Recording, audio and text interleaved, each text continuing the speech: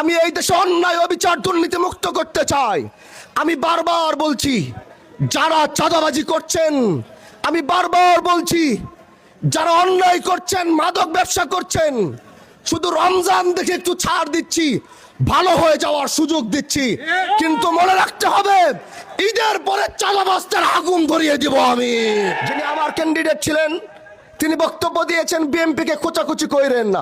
আরে আমি হানজালা বিএনপি কে খোঁচাখুচি করলে বিএনপি দেশে থাকতে পারবে না। আপনারা রাজনীতি করেন শিবচর উপজেলা নিয়ে, হানজালা রাজনীতি করে গোটা বাংলাদেশ নিয়ে। আপনারা চিল্লা চিল্লি করবেন গ্রামে খেতে, হানজালা চিল্লা চিল্লি করবে বাংলাদেশের পার্লামেন্টে। আমার চুপ করে থাকা মানে, বারবার বলছি, এটা কোনো দুর্বলতা নয়। আমি নতুনত্বের রাজনীতি চাই। আমি শিবচরে কোনো প্রতিহিংসা, আধিপত্যের রাজনীতি আগামীতে দেখতে চাই না। আমি গত কয়েকদিন যাবৎ ভালো মতো খেয়াল করছি যে আমাদের কিছু ভাইরা তারা খুব লেখালেখি করছেন এবং খুব কথা বলছেন। তারা অন্য কেউ নয়, তারা আমার শিবচরের বিএনপি ভাইয়েরা।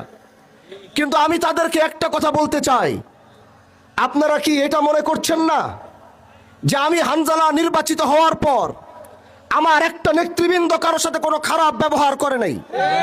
আমার একটা নেতৃবৃন্দ কাউকে হুমকি ধামকি দেয় নাই। আমি হানজালা এমপি হওয়ার আগে যে আমার কতটুকু পাওয়ার ছিল এই শিবচরের মাটিতে, এটা কি আপনারা দেখেন নাই?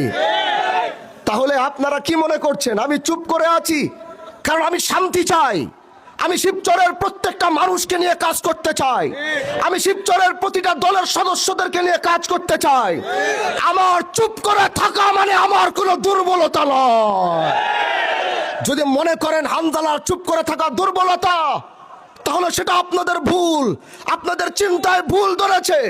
হানজালার চুপ করে থাকা মানে হানজালা শিবচরের মাটিতে শান্তি চায়।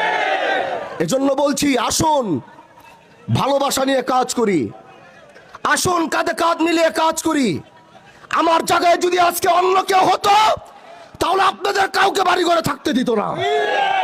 আমার জায়গায় যদি অন্য কেউ হতো, কাউকে ঠিক মতো চলতে দিত না, বাড়ি ঘর থেকে বের হতে দিত না। আমি আপনাদের বাক স্বাধীনতা দিয়েছি, আমার নামে লেখালেখি করবেন, আমি সেই স্বাধীনতা শিবচরের মানুষকে দিয়েছি। আগের এমপির বিরুদ্ধে দেশের একজন কেউ কলম ধরতে পারে নাই। আমি এই শিবচরের মানুষকে সেই বাক স্বাধীনতা দিয়েছি। গঠনমূলক যদি সমালোচনা থাকে আপনারা করেন, আমার কোনো আপত্তি নাই।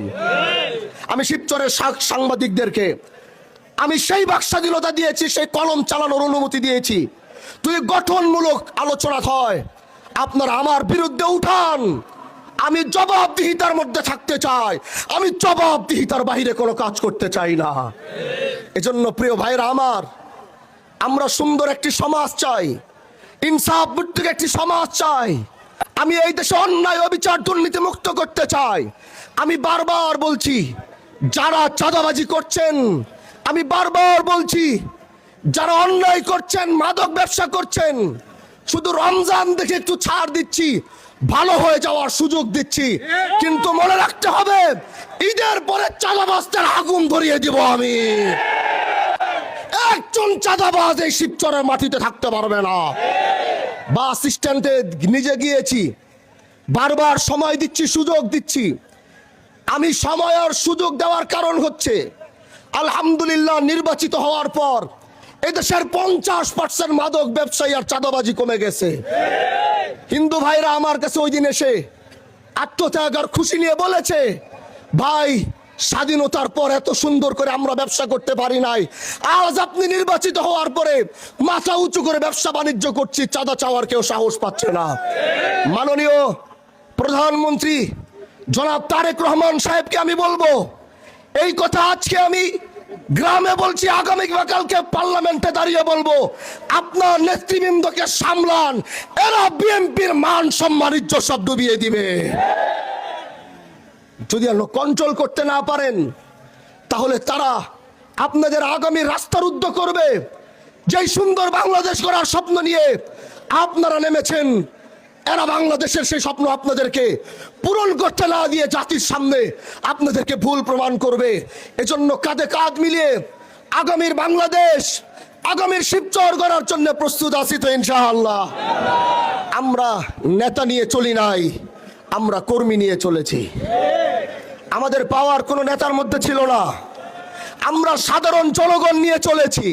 আর আমরা যে বিজয় হয়েছি এটা সাধারণ জনগণ নিয়ে বিজয় হয়েছে, কোনো নেতা নিয়ে নয়।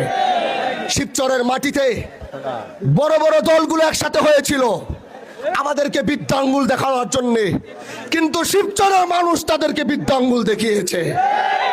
তাহলে 32 বছরের রাজনীতি টাকার মাধ্যমে অর্জন করি নাই, 32 বছর আধিপত্যের রাজনীতি ভেঙে দিয়েছি।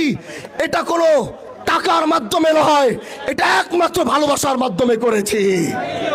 এজন্য প্রিয় ভাইরা আমার, আগামীতে এই শিবচরে কি হবে, শিবচর কিভাবে উন্নতি হবে, শিবচরকে কিভাবে চালাতে হবে, এটা আমি হানজালা একলা নয়, এটা আপনাদেরকে সাথে এবং পাশে নিয়ে করবো ইনশাআল্লাহ। সাথে থাকবেন তো?